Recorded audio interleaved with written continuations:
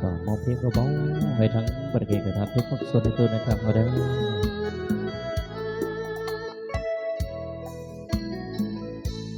โอ้ดินแดนแคว้นแห่งความฝันสวยงามตระการดังหนึ่งเทวันสรรสร้างสมคำล้ำเลือเมืองหลวงพระบางพุทธศาสเวียงวังเวียววังสะดุดตายอดภูสี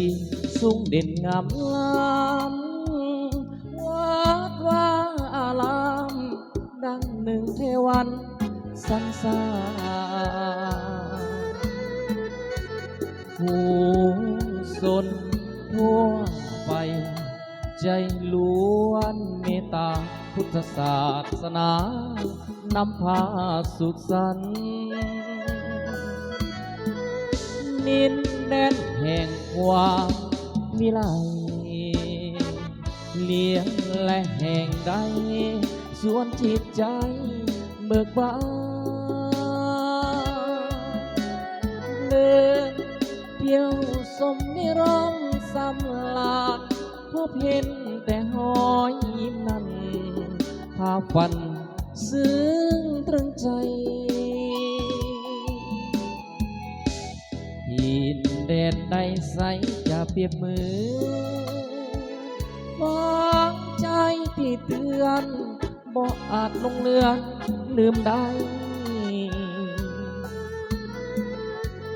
ยิ้มนั้นแนบตรึงทราบซึ้งหรือไทยมีค่าความหมายไมตรีต่อกัน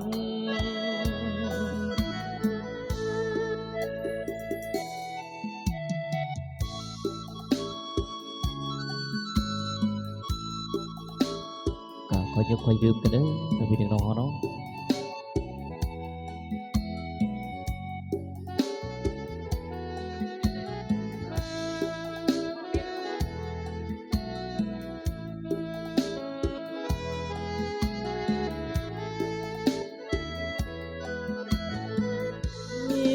แดนแห่งความวิไลเลี้ยวและแห่งใดส่วนจิตใจเบิกบา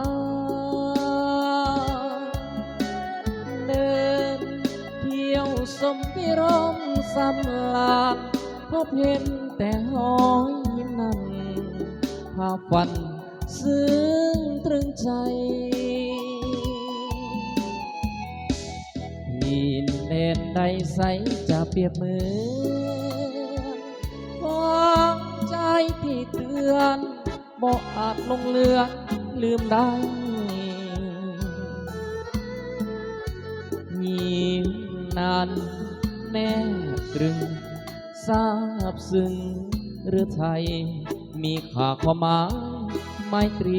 ต่อกัน